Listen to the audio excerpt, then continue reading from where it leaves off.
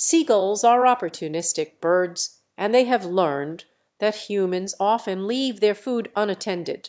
When seagulls see people holding food, especially in places like South Shields where there are a lot of tourists and snack shops like Greg's, they may swoop in and try to grab a tasty snack. They are attracted to the smell and sight of food, and their natural instincts drive them to find food wherever they can. It is important for people to be mindful of their surroundings and keep their food secure to prevent seagulls from stealing it.